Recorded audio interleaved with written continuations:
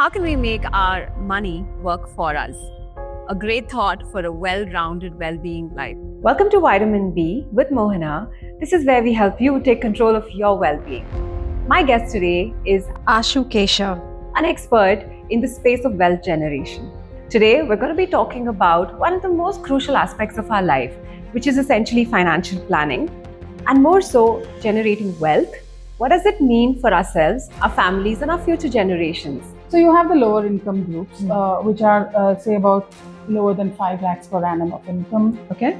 Then you have the middle income groups. You have monks who need nothing. And then you have compulsive spenders who can never define where they want to stop. And we realize that 65% of India is still, in the lower middle income. Your grandmother said, don't put all your eggs in one basket. Asset allocation is just about that. Intent to pay back and the ability to pay back. If I were to put it in the most crude way. Are there some emerging new ways of investing? What I mean overall, is... we're living for 110 years. So you have to prepare for that. You have to prepare for, what is your current cost of living. Each asset is positioned for a different business cycle or for a different economic cycle. Marriage is economics, right? That is the fundamental truth. Marriage is economics, children are economics. we have the YOLO generation, you only live once, and so you do what you want to do. Is the return coming from, a continuous profit or a continuous income, more impetus on job creation? More impetus on skill development and employability. But one of the most significant experiences was when you went from a city like Bangalore to Europe. I felt I went back in time by 10 years. Scenario one, right? I have worked either in a job or a profession or my own company, and I have a certain corpus. Third thing which is very important is have those conversations with your children. Make it a habit to have dinner table conversations about money. So join us as Ashoo and I dive deep into the world of creating wealth, money, abundance, and complete well-being through financial planning. Sit back, relax, and join me at Vitamin B.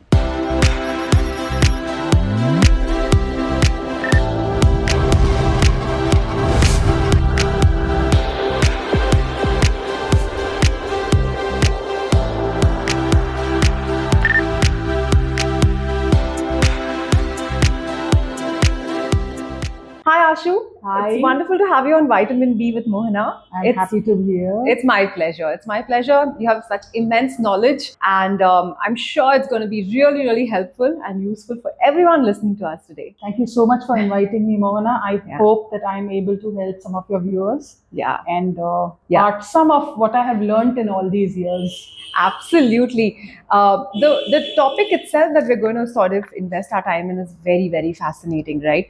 When you just look at this last year of 2024, there's been so much, people have been talking, so many podcasts that have come just dedicated to financial well-being. To me, as just a commoner who's listening, there are two things that stand out. One, is it that there's low knowledge in general about what's going on, etc., and how to invest? And secondly, it also shows me the promise that India is at a stage where we can boldly and loudly talk about these things. So how do you feel about it? Well, it's fantastic, that we are going to a space where, we've been wanting to be there for a very long time. And yes, you are right when you're saying that, the financial awareness is very low. Financial skill as such should be taught, in school. However, we don't focus on it. To some extent, life skills are taught in school today, apart from academics. But financial awareness is still a long, long, long way to go. And yes, there is a lot of knowledge around. But then to be able to sift the knowledge, to be able to, make it relevant to oneself, because personal finance is more personal than, just finance. So I think we have a long way to go. But yes, we are in a good space, and people are putting in the right effort, and everybody wants to get rich.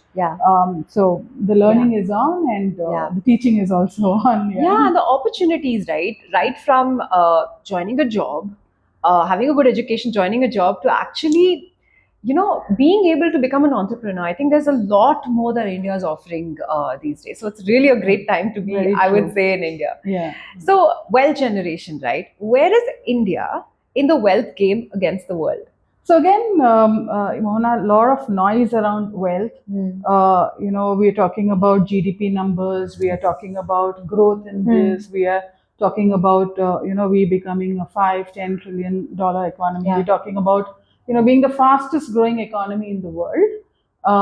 That's all great. There's a lot of job creation. There's a lot of money flowing around. A lot of talks on money. But we have a long way to go again, because you see the disparity in the way wealth is distributed. The wealth effect is very concentrated. It's not across the entire population. And to give you an example, the affluent would hardly be 5% of the population. The middle income group would be about 30% of the population or so. And 65% is still the aspiring and the So lower if we were income. to classify it, right, Yeah, in terms yeah. of just the economic or wealth Yeah. brackets, how would we Yeah. do it?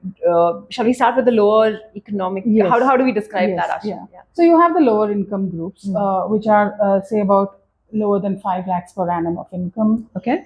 Then you have the middle income groups, and this is typically most of these reports come out where they are doing this economic classification. Yeah. So you have the middle income group, which is like the 5 to 30 lakhs. Okay. Then you have the affluent, which is like 30 lakhs to 1 crore. Okay. And then you have the aspiring individuals who are way above that, and then you have HNIs who are millionaires, and then you have the ultra HNIs, which are like multi-millionaires. Okay. And then you have the billionaires. So that's Okay. the economic strata that actually In India.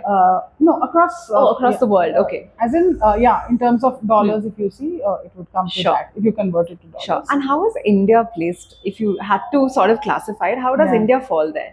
Yeah. So very interestingly, some reports that came out in 22-23 did this classification, and we realized that 65% of Yeah. India is still, the lower middle income to, the aspiring classes. Which is up to 30 lakhs, around 30? Is that the earning? Yes. Yes. Okay. And then you have, the affluent, which is the 30 lakhs to 1 crore, which is now growing. It's about 20% or Yeah. so. Yeah. And then you have the higher income and, Sure. the millionaires and billionaires. So very interestingly,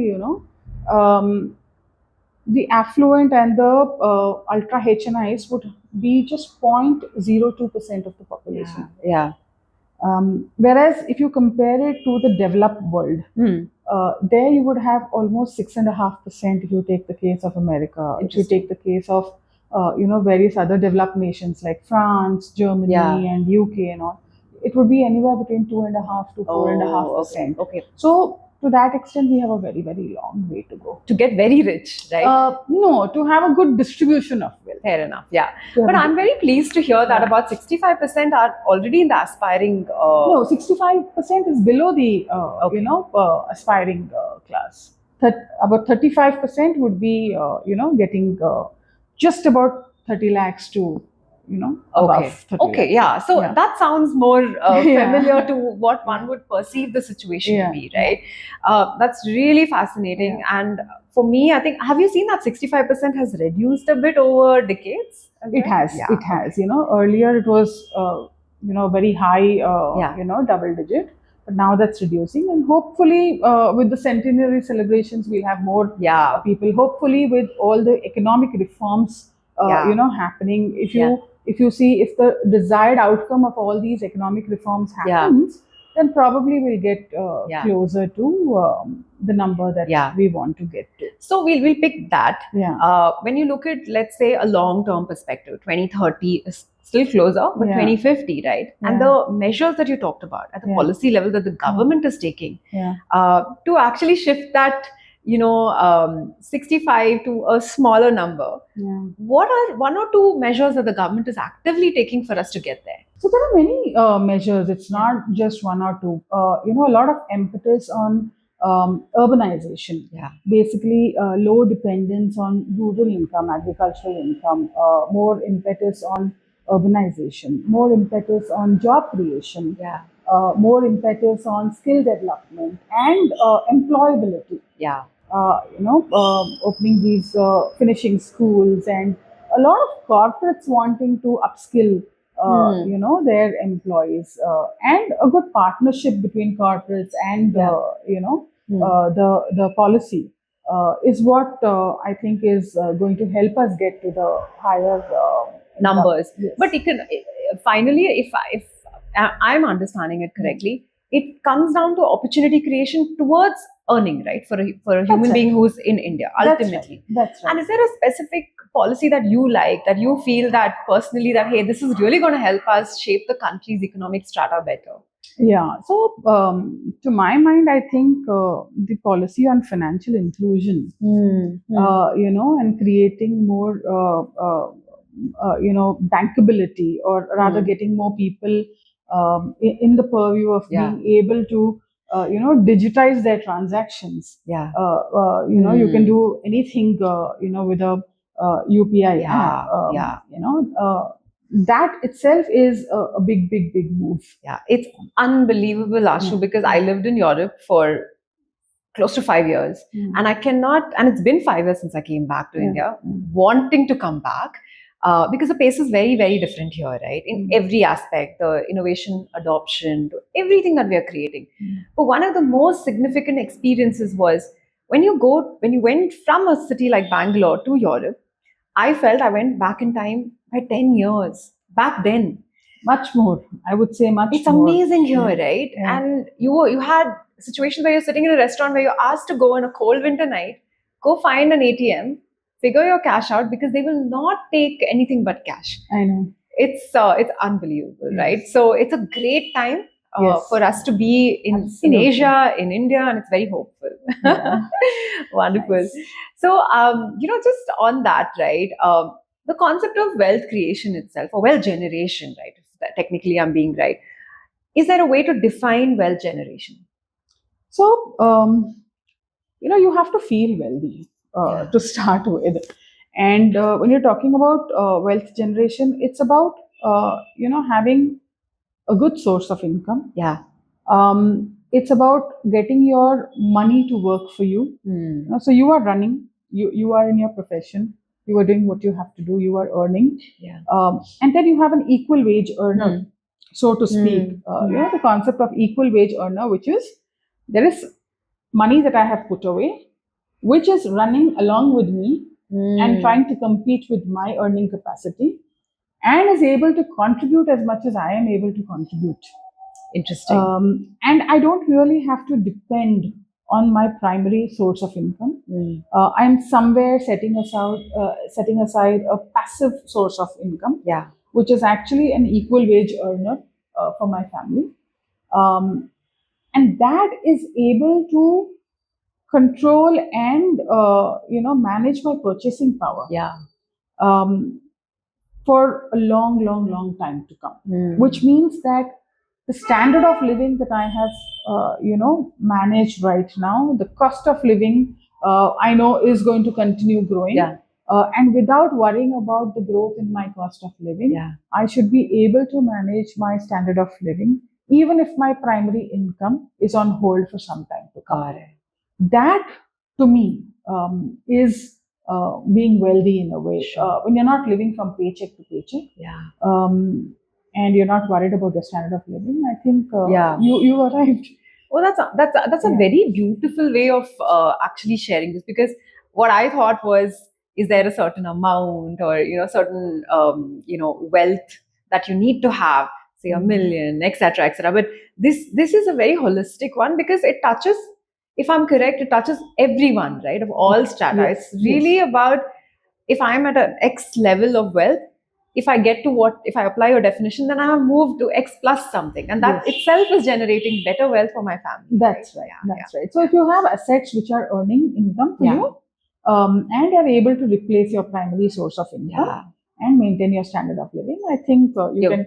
If I have to put it very, I don't want to put a number, because everybody's style of living is very different. You have monks who need nothing, and then you have compulsive spenders who can never define where they want to stop. Each one can define their own, lifestyle, and then work and aspire towards creating, assets which can support the lifestyle for the rest of their life. I think what stands out for me, Ashoo, is the fact that what you shared is already a very inclusive way to, to the concept of wealth itself, where everyone can actually participate and not be disappointed that they have to have 50 lakhs, only then they're wealthy, Right. So this is a very beautiful way of sharing it. So can I say that I need to have some amount of money for me to sort of grow it? And is that the assumption of wealth generation versus can I start from the scratch? It's a very fundamental question, like how do I perceive wealth itself, right? Sure. So it's not necessary that you have to be born wealthy. Most affluent people in India would be first generation. Right. If you're taking the case of the startups, you're taking the case of ESOPs being granted to people, and if I were to go back to just fundamental discipline in being able to put aside some money.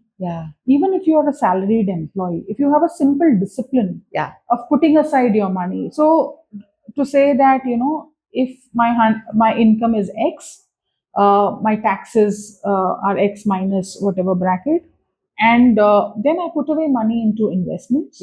And what is left behind is my disposable income, which I then splurge or commit to various, causes or, a purpose. If I'm taking my disposable income as post investment, I think if you just have that discipline and you go on investing systematically every month, even a salaried employee, even a new age employee, I mean, an employee in the first year of operations can imagine to be a millionaire by the time they retire. So it's more about that sustained discipline of not wanting to spend all your money, putting aside a little bit every month, and being able to compound the effect of what you're putting aside will make you rich in the long term. So essentially, like they always told us, right, that spend after you save, or save is equal to invest. Because I have made this mistake for many years, Ashoo, and I can say that very frankly that Indians at home, they're always scared to invest, right? They perceive certain things as alien. Today, because we have like so many financial apps at our fingertips, we've learned better, right? It's literally at our fingertips. But because of that feeling that, oh my God, the stock market, this instrument, that instrument, there's a lot of, cheating that happens, scamming that happens. You just went and saved your money in FD and you lost those number of years, right? But of course, the fabric of the country is different today. There are many more instruments, and we'll talk about that in a bit as well. Sure. But before we do that, what are the basic principles of wealth generation? So, like I said, first you have to create a disposable income. You have to get into the habit of putting aside some money. And you rightly said that people were saving but not investing. And the difference between this is that while you're saving, you're not actually keeping up with the pace of your cost of living. You're not keeping up in pace with inflation. And so investing is actually about keeping pace with, the inflation that is around us. Now, if you were to look at very simple principles of investing, set aside some money every month. Have a goal in mind. You could have, multiple goals. Let those goals be very smart. As in, it has to be very specific. You have to define them. So what I used to do, as a kid, I used to write down what I want to do every year. At the end of the year, I used to write down what my goals were. And that also included financial goals. Over 1 year, 3 years, 5 years, 10 years, 20 years. And you have to define your goals. It has to be very specific. It has to be very measurable. It has to be, achievable. Now, you can't put away, say, a very small sum and expect the world out of it. It has to be achievable as well. And then once you've set your goal aside, you commit pockets of investment to that. You do a reverse calculation, and a financial coach or a financial advisor will actually be able to help you do that. Okay. A financial coach will be able to tell you how much money is required to reach a certain goal. The goal has to be time bound, so it can't be indefinite. Okay. It has to be time bound. You have to say, I want to do this in 1 year, I want to do this in 5 years, I want to do this in 20 years. So it has to be time bound.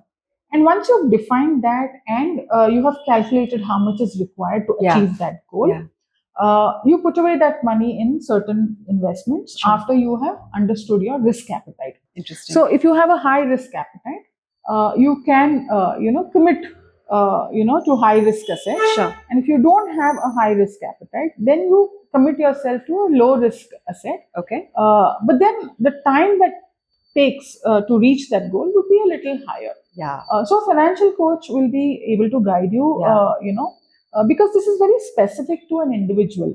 You can't have one size fits all. Yeah. So it's important to first define your goals. Then, you understand how soon you can reach the goals. You choose the vehicle that you want to achieve those goals. And then you review these goals every year. Yeah. Okay.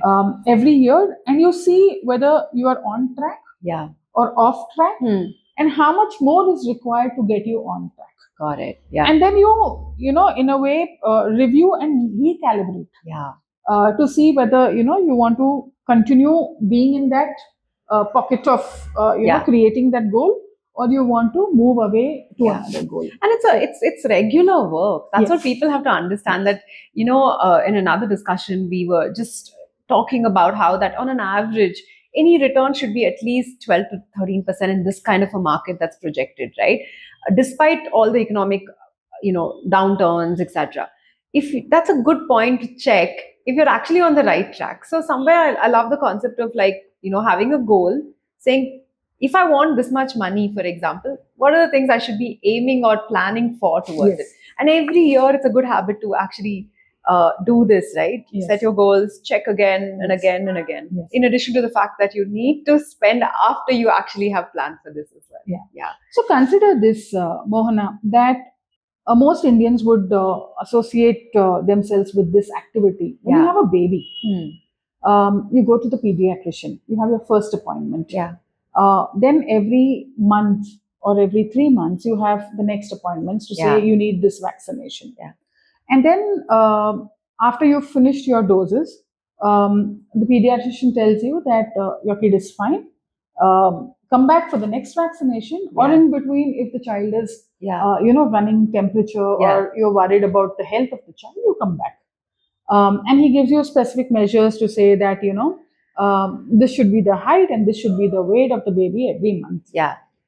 Something very similar if you're treating your goal or your money as your baby. When you start with a financial coach, you chalk out that plan. You see the health, the first health of your baby. And then you have specific appointments to say, we'll review in 3 months, we'll review in 6 months. And if you're good to go, then it's once in a year. Or, if there's an event where you have some surplus or you have an opportunity to invest, then you connect with your financial coach. And that's pretty much it. It's like bringing your baby up and your corpus. I love it. I love it because you're very focused. You expect it to be on a certain track as well, right? Great. And I think if you're disciplined about it, Ashoo, I've realized that you get curious, to learn more as well, right? And it's not just giving it away to a financial coach. You should know the language. You should make an effort. You must invest time. You must ask the right questions. You must, dedicate at least 3 to 4 hours in a year. That's all I'm asking. Okay. When you're sitting with your financial advisor, get the basics right. Understand, risk and return. Don't just chase return. You may want to say that, the highest return product will get me fastest to my goal. That may not be true. Are you willing to see, the risk that it manifests as well? And how do you calibrate that risk? How do you be prepared for that risk. Yeah. And what do you do when that event happens? Yeah. So those kind of questions are very important to ask your Yeah. financial advisor. Yeah, that's really, really helpful, because am I safe enough to lose that money, right? Yeah. And in case of Not necessarily. you know, I mean, if you've understood what it is, and if you know what to do when that event happens, yeah. then it's not so bad. Okay. It's calculated risk. Got it. Okay. And we'll calculated talk a risk. little more in scenarios, etc. Right? So one of the things that I'm very curious about, and I continue to be, because it's so fascinating, the world today, right? What are the different asset classes or opportunities for me to look at instruments that we can really share with our audience today that can be super helpful for them as well? Sure. So my first disclaimer is, none of what we are speaking should be taken as any financial advice, and it is best to consult your financial advisor for that. Having said that, like your grandmother said, don't put all your eggs in one basket. Asset allocation is just about that. It is putting your money in different asset classes which are not correlated, which means that all of them will not go up at the same time and go down at the same time. Each asset is positioned for a different business cycle or for a different economic cycle. Sure. So when the going is good, when the businesses are thriving, then the equity in the business does well. Yeah. When there's a case of war, or when there is turmoil or some kind of recession or recessionary trends, then gold does extremely well. So you have to have a balance between each of these asset classes. Okay. And there are different asset classes. You have equity, you have fixed income or bonds, you have gold, you have real estate as an asset class, which all of us are very fond of. And then it's always good to have cash handy to take advantage of any kind of price corrections that are happening. Also, you can have geographical diversification. By that I mean that there are good businesses that are available across the world. And as long as the population in the world is consuming these businesses, you are sure that they are making profits. And so it's a good idea to invest in businesses that are profitable, not just in India, but also outside India. Interesting. So these are the various asset classes. Okay. And each asset class would have its own risk and return metrics. Each asset class would work in a certain economic cycle. Sure. And so it is important to understand, what is the best, 2 or 3 asset classes that can do well over the next few years, and put your money in those asset classes. For those who are not very conversant, of what to choose when, can give it to specialists. You have various, balanced category of funds, or multi-asset products, which do an automated, allocation and rebalancing. Sure. And so, if you want to really go the asset allocation way, you have ready-made vehicles to support as well. Yes. Okay, great. If I may just ask, right, are there some emerging new ways of investing? For example, fractional, real estate. These are things that, and peer-to-peer lending. These are concepts that are coming up, right? Anything that you would like to share with us? It's all about, the intent to pay back.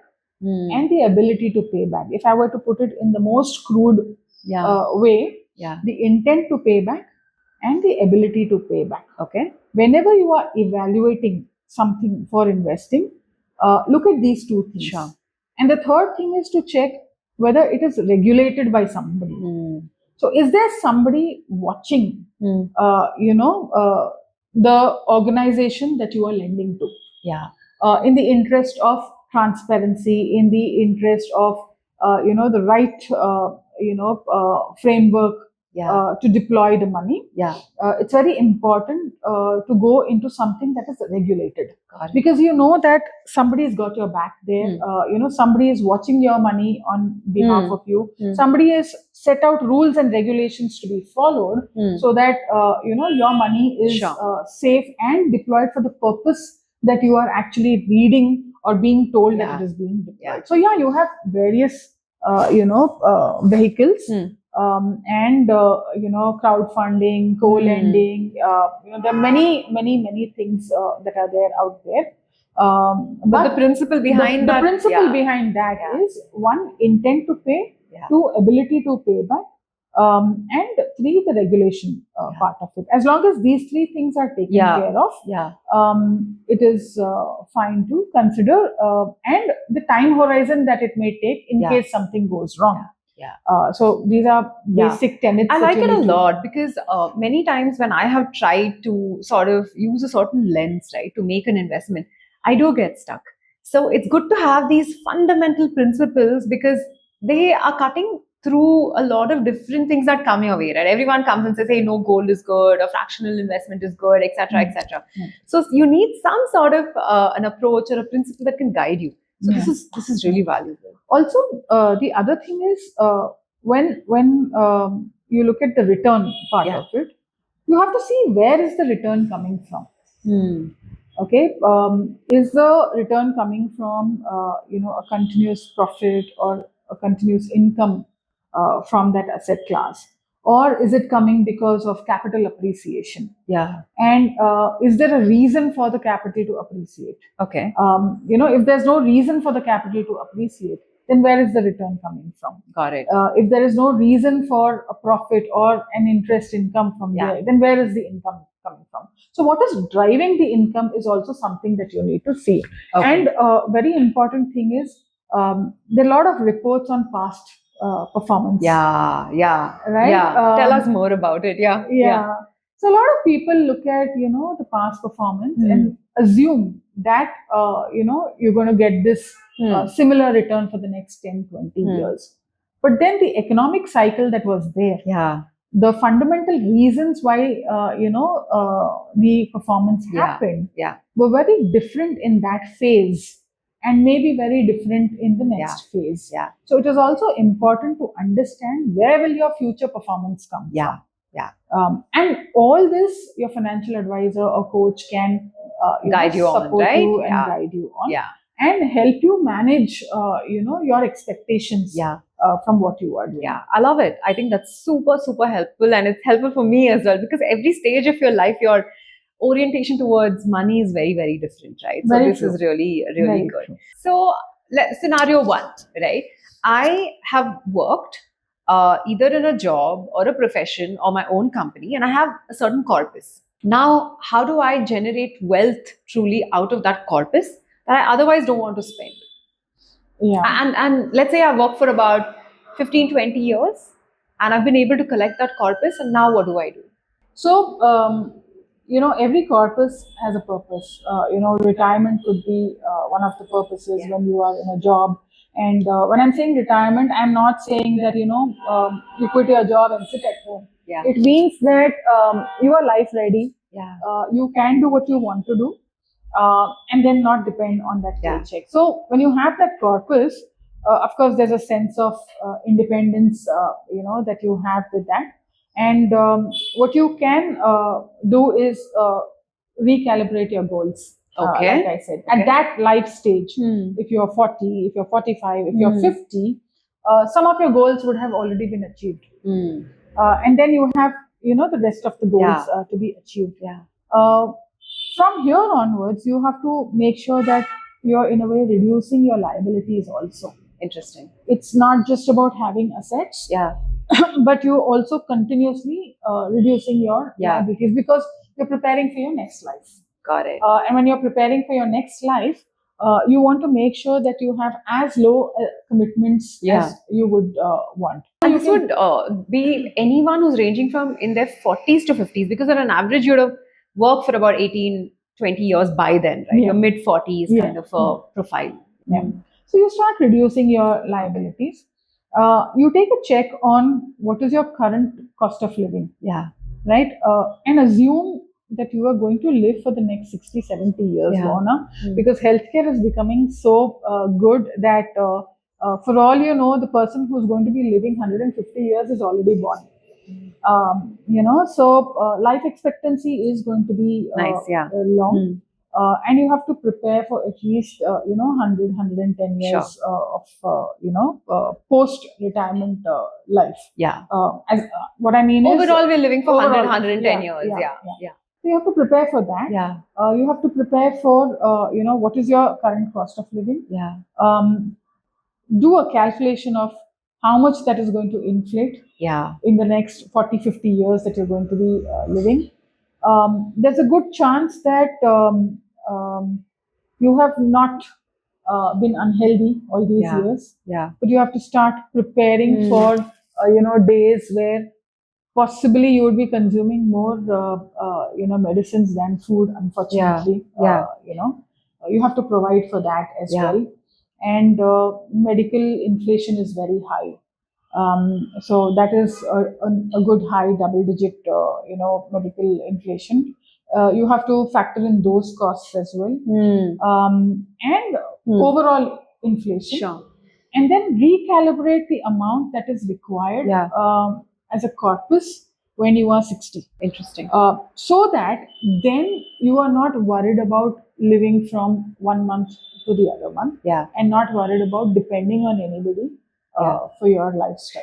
But if I had, say, a couple of crores or whatever chunk of money that I have, right, and I'm in my mid 40s, and I may do something else differently. I may work, I may not work.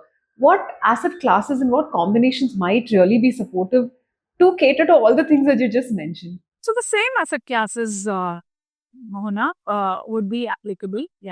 You need equity because you want to continue to grow your assets. So the very longish term money can be in equity. Anything that you want to hand over to the next generation, that could be in long-term investment. You need continuous inflows once you are retired. So developing great cash flows through systematic withdrawals, that is something that you need to plan for. You also need to plan for contingencies. So you must have a contingency fund set aside so that you're not digging into your savings in a hurry.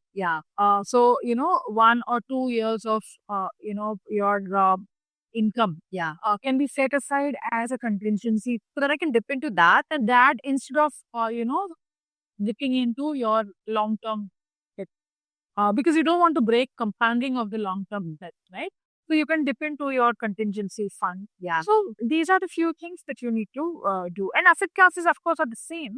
You just need to then recalibrate depending on your personal, requirement and require at what stage you are at. Okay. Now, this is a nice thing that you just brought up, right? That Indians do have a great sentiment towards passing wealth on to their next generation, right?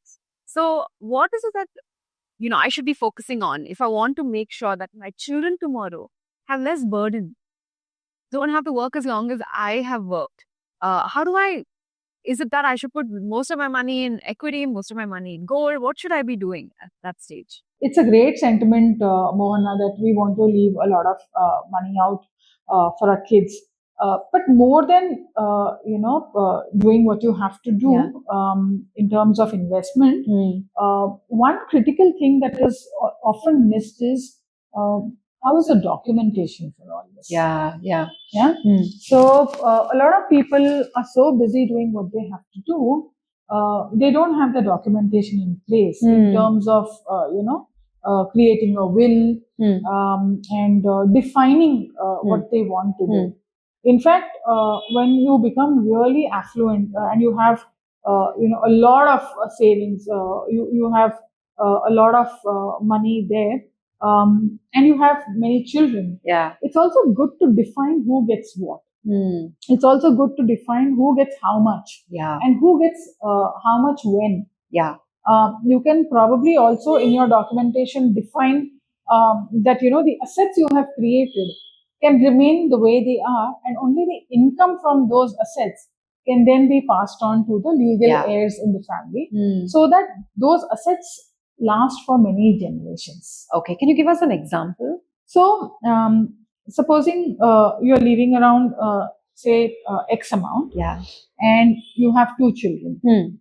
Okay, you want to make sure that the money stays within the family for a very, very long time. You can define that the X amount that you have left behind will not be used at all by the family, the children. Whereas the income that gets generated from this can be distributed in whatever percentage between the two children.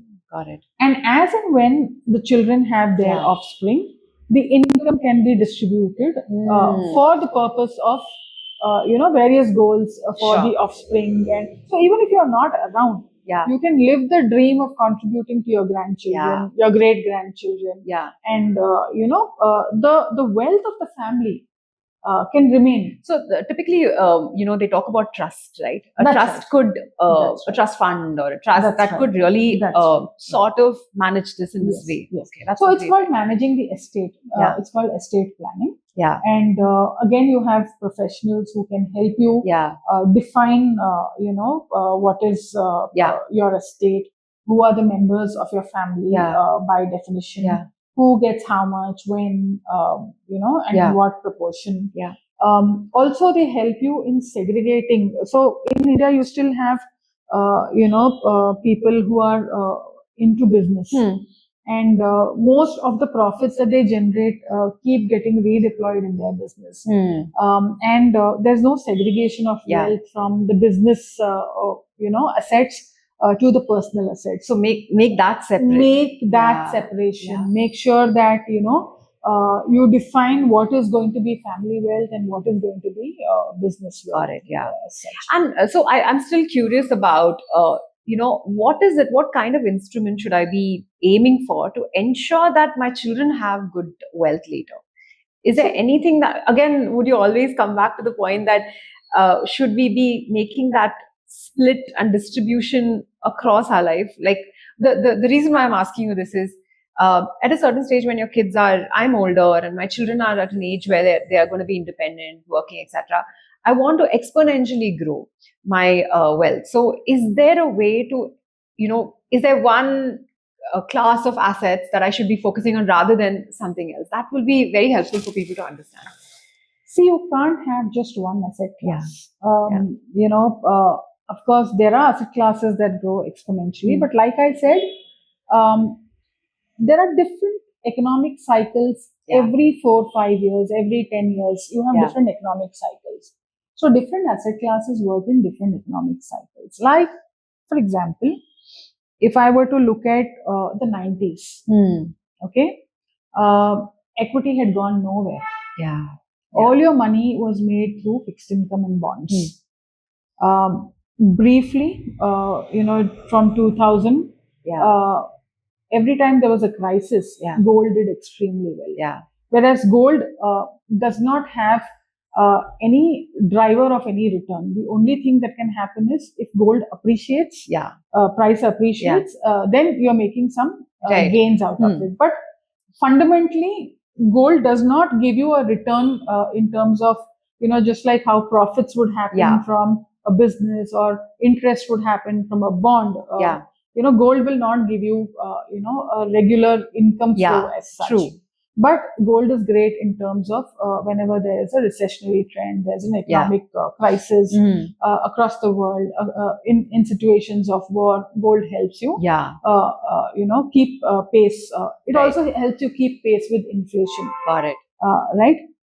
Then when you came from 2000 to 2010, you had, India doing extremely well, businesses in India doing extremely well. When you came from 2010 to 2020, internationally, there was a tech revolution. And most businesses that made money for you were, tech companies, which were sitting out of the US and, various other countries. So you can't really say that, I will put my money in just one asset class that will grow exponentially. Because here you're looking at the next 100 years. You're not looking at the next 4, 5, 10 years. And most importantly, you will not be there to control that.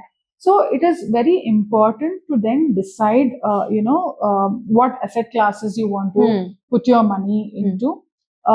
depending again on your risk appetite. Yeah. But ideally, an equal asset allocation also works Okay. beautifully. Okay.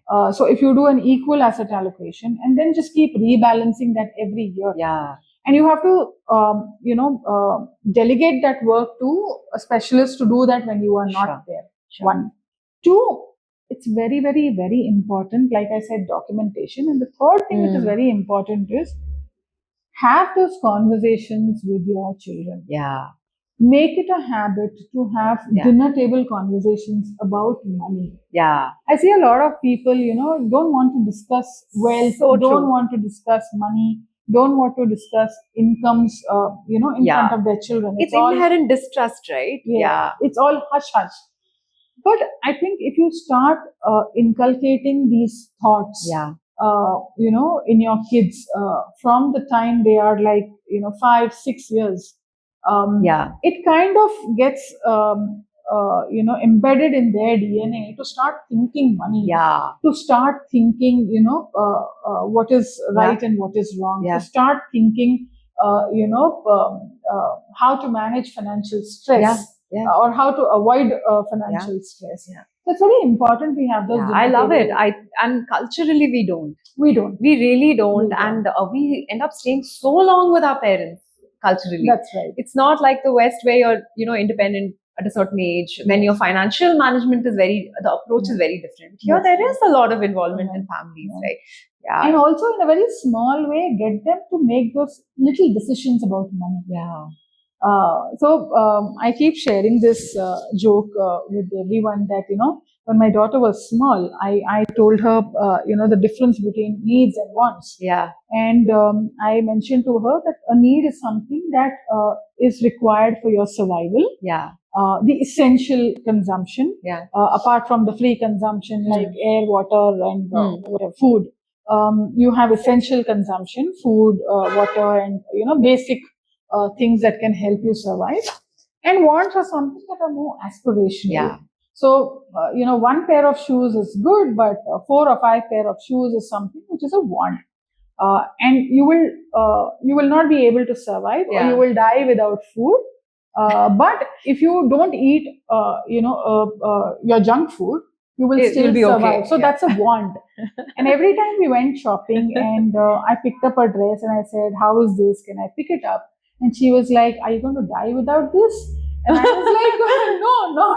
So she said, "I don't think you need to buy it." How cool. So the differentiation between needs and wants is something that they need to understand, and then learn to live within their means and set aside, money, and also have saving habits. So that get them to create their own corpuses when they are tiny. And so a small habit that I have inculcated is every time she gets some presents, cash presents, I tell her, okay, so do you want your money to grow? Or are you happy with living with what is with you? So she says no, and she keeps aside, 10% of what she's got. And then she gives me the rest and says, can you just invest this for me? Oh, okay. Very nice. So these kind of conversations, and it's a very important point you have brought up, Ashoo, because even in your own friend circle, right? Everyone has a different way of managing money, or just the thought of money, because some are underconfident, some are quite confident, right? And it has a lot to do with your generational thought process of how your parents thought about money. Did they care for saving? Did they care for investing? Or they always believe we don't deserve it.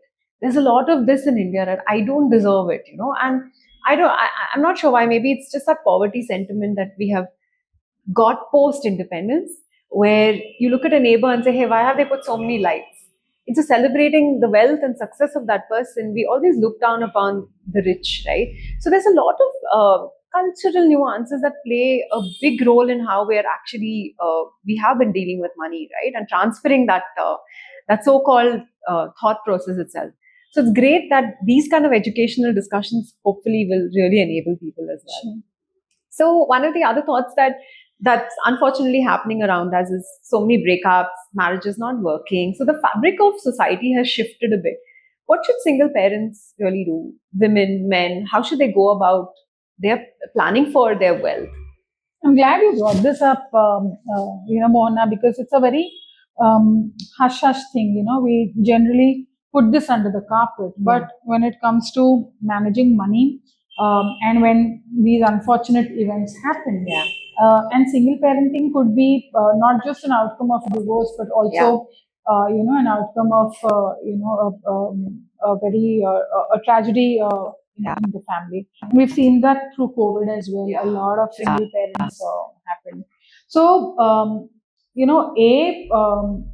make sure that you are well covered, well insured, and let that be, just a go-to thing when you're getting married. Have your prenuptial agreement, which is again a taboo subject, but prenup is not recognized in Indian law. Right. Yeah. But then, do have that understanding that, while you don't want a situation like that to arise, what happens, to the assets in case of separation. So that's a starting point. The second point is that, both the man and the woman have to be covered in terms of insurance, just to make sure that in the absence of one of them, because the families today are dependent on both the incomes, not just the income of the man. So in the absence of either of them, life should not come to a standstill as far as those depending on that income are concerned. So I see a lot of people who are, who take a policy for 4 lakhs, 5 lakhs. And what is that money going to do for you once, that person is not there? Take a good term plan, which can be calculated basis, again, what money is required for what goals and by when. And in the event that you are not there to fulfill that goal, that insurance is actually, taking care of you. And then work out a nice term insurance, for that purpose. The third thing, and this is basically, I mean, in the event something happens, right? So suppose I become single, then make those investments. That's what we are talking about. Or it's always a good habit to. This is a good habit to start off as you're getting into a relationship, a wedlock. Right. Once you have done, your insurance and stuff, the other thing that you need to do is when an unfortunate divorce happens, calculation of alimony is very important. So it's not just a random number or an ad hoc number, but it depends on who's taking care of the children. And if both the individuals are working, then you also need to define who gets what, who takes care of what responsibility and which goal. And when the alimony is being decided, it is important to factor in, lifestyle. And it's important to factor in education. Two most important things, and the inflation around education also, and the inflation around lifestyle. Do a reverse calculation of that, and then you get that sum that is required to maintain the lifestyle and to continue with your children's education. And that money again can be put away in a vehicle, which can then give you, that passive income, which will fund the children's education and the lifestyle in the years to come. You have many calculators available online. You can go and search for an alimony calculator, and you can figure out that if my cost of education is X, and if my monthly lifestyle expenses are Y, then how much money do I need as alimony today to be able to sustain for the next so many years? And beyond being sentimental and emotional about any sort of wedlock, there is economics. And a marriage is economics, right? That is the fundamental truth. Marriage is economics, children are economics, everything around is economics. And that's such an important thing that we're discussing, right? So really hoping that it helps people as well. So when I move to the last stage of my life, I have retired, let's say, okay, this is the scenario. And I also want to ensure that I'm safe, I have enough money for myself before I pass it on. Is there any focus area that I should be thinking about then? Just 2 or 3 things over here. Make sure you're off liability. There is zero liability whatsoever.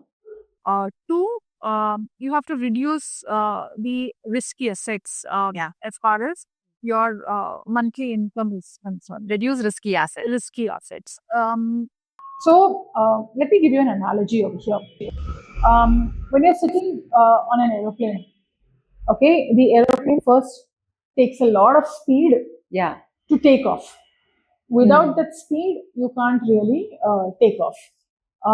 I compare that to equity. Okay, when you are in your younger years and you have like a lot of years, in front of you, you can have a higher equity because you need speed, you need growth, you need to take off, right? Then, but while you're taking off, you're making sure that you're wearing your seatbelt, right? You're taking all the care to make sure that the window is up, your seat is upright, and Oxygen mask. everything. So you are told about that. So that's your early stage of investing. That you are taking a high speed vehicle, but you are ensuring that there are risk nets or safety nets around it. When you're mid-air, okay, and that I compare to a mid-age where you already have some money, and you are still wanting that speed to maintain that, the flight over there, because you can't really reduce the speed. The flight will just come down, or it will slow down, and you will not reach your destination at the desired time.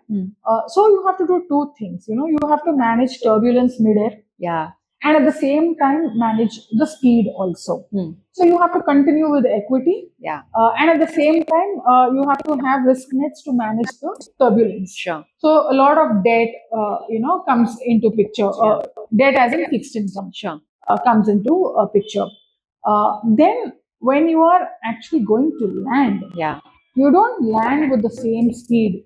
You start slowing down your speed, right? When you're slowing down your speed, at the same time you have your risk net, but you are maintaining a certain speed, so that it comes to a soft halt, right? That to me is your post-retirement age, where you are in a way reducing your high-speed assets. You are reducing the speed at which you are deploying the money, and you are in a way having a complete safety net to make sure that the landing is as smooth as possible. So you have more assets which are going to generate income for you now, instead of just looking at growth. And so at least 50% of your assets should generate income for you, considering that you want a monthly income post-retirement. And that part which you don't need as your personal consumption post-retirement, only that part can be in long-term assets, which you want to pass on to the next generation. That's so beautifully articulated.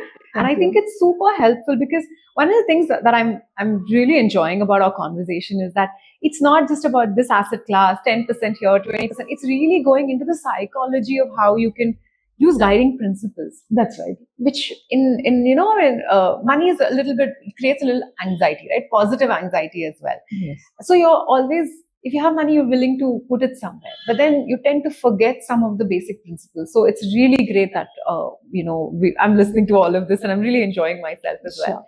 So just a few more scenarios, right? If I was someone who was very wealthy, had a big enterprise or business, right? How can I retain its value and then get my children to inherit it so that the value creation that it has had in terms of, wealth doesn't get lost, right? How do I ensure that? A person is very lucky if the child wants to get into the same business. Today you're seeing a lot of people wanting to do their own things.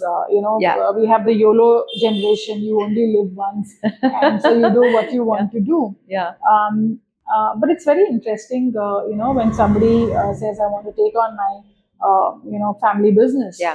And what's important there is that while it's good to give away your business to your children, make sure that the business is managed professionally. Now, owning the business is one thing, and managing it professionally is another thing. So if it's just about owning the business, then it's important to have professional management in place. Yeah. Whereas if the next generation wants to run the business, then it's important to get them up the curve in terms of professional management. Okay. Which means that the education has to be on the same lines. Yeah. The induction has to be on the same lines. The children actually have to go through the grassroots learnings of the business. Yeah. Start from interning in the business with the professionals who are already there. Get them to a stage where they can slowly graduate into managing different parts of the business. Yeah. And then when they are really ready in terms of leadership, it's not just about running the business, it's also about managing the people who are running the business. Once they are ready in terms of leadership and in terms of the economic understanding of the business, is when you hand over the ownership and the professional running of the business side by side to the next generation. So it's very important that you induct the next generation into the business right from the scratch. Yeah. And there also, do you believe that something like a trust fund, etc., that kind of concept, is maintained so that the next generation doesn't squander off the money? So yes, of course. Most of these businesses are professionally managed. Yeah. You have a board that. So you're talking about it. That business model has to be. The business model has to be, a very professionally run organization. You have an external board that is, governing it. You have the right compliance for the business. You have, defined, articles that will say what the business can do and what cannot do. And any changes that are made are done with the consent of the board. The board. Yeah. Okay. So, making it a more professionally organized business is what is a way of smartly keeping the wealth as it is from what you've already done. Okay. And where does where do the lines of giving back, serving others come within the space of wealth generation? How does it actually support greater wealth generation? Yeah.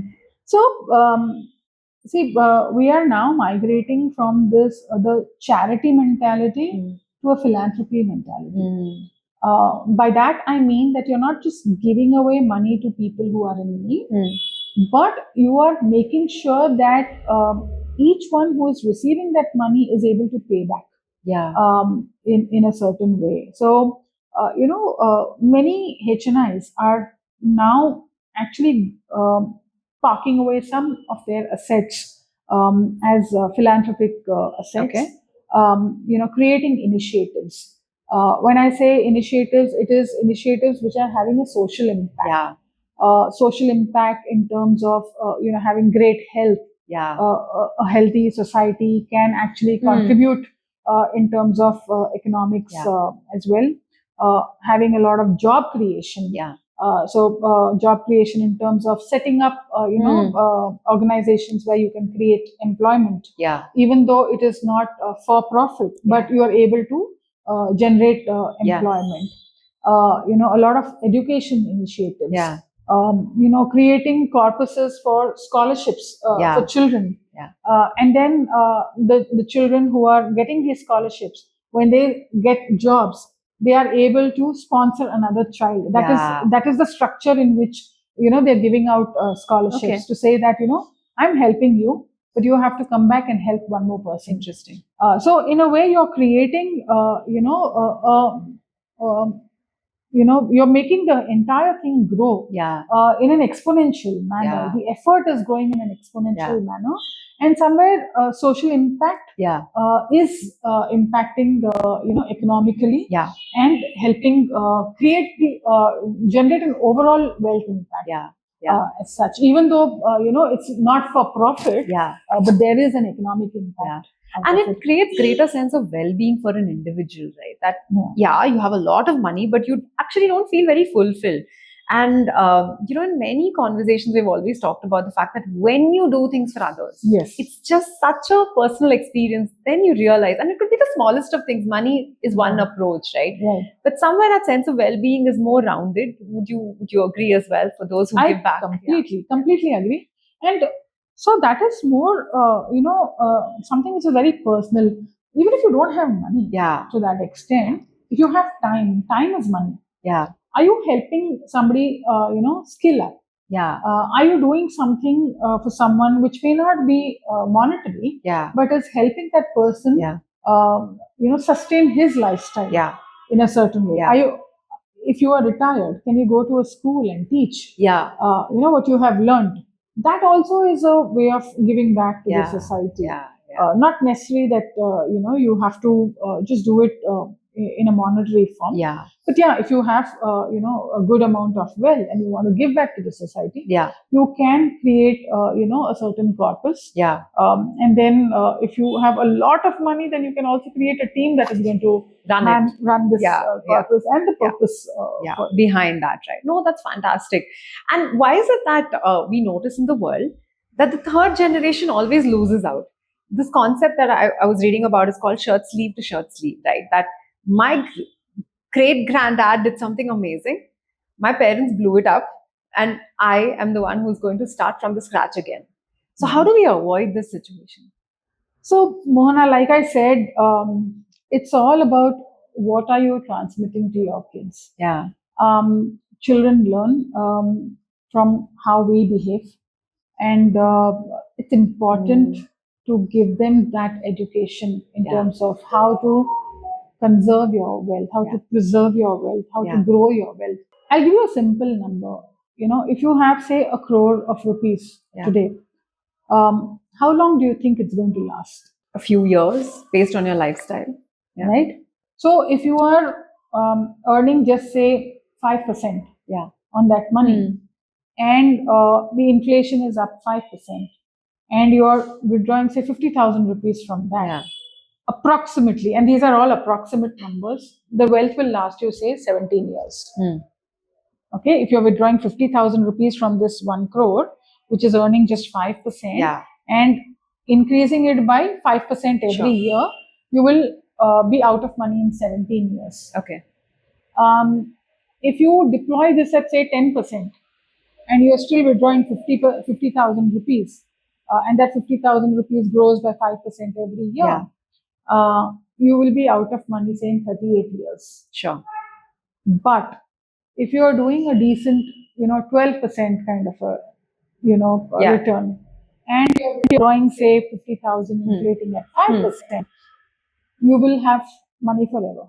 Interesting. So it's always about where you invest, how you invest, right? Where you invest, how you invest, how much you spend, and how you manage inflation. It's a combination of all this. So if you have good conversations with your children, and you tell them that we've really worked hard to get to where we are, and then the same thing should continue with the next generations to come, I think they'll be fine. But we don't do that.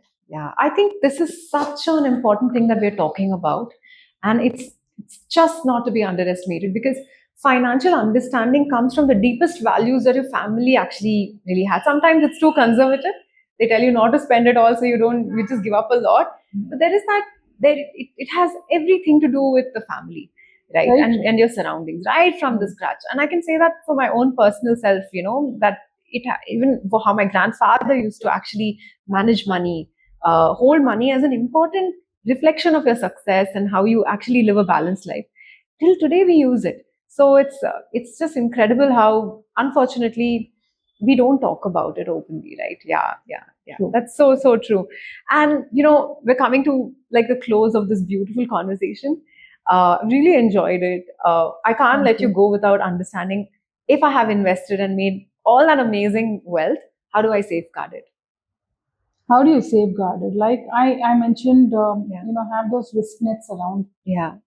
Make sure that you're not invested in just one asset class. Make sure you're not chasing returns. You are understanding risk. You are recalibrating risk every time. Yeah. Spend at least 4 to 5 hours in a year to understand where your money is. Get a professional to manage your money. Yeah. And then who's got experience. It's not just about he's a professional, but somebody who's seen many market cycles, who's seen life, who's helped many people build their book. So get a professional who's seen many market cycles, who's seen life, and is able to guide you well. Yeah. Trust the person, and make sure that you're revisiting and recalibrating every year. Yeah. It's your money. You need to be on top of it. Yeah. Be hands-on, learn as much as you can. Yeah. And Yeah. that's about it. Yeah, like we started so nicely, we're ending with the fact that money is also like anything else, discipline and work. You need to keep in touch with it every year. That's right. Give yourself a great goal and make sure you achieve it, right? True. Great. So on that note, it's been really, really amazing. I've learned a lot of great guidance, and I'm sure our listeners will find it really valuable because society is no more standardized. Everyone has a different context to their life, right? So this has been really, really helpful. Thank you so much. Thank you so much for joining me today. Thank you, Mohana. Ashoo. Yeah.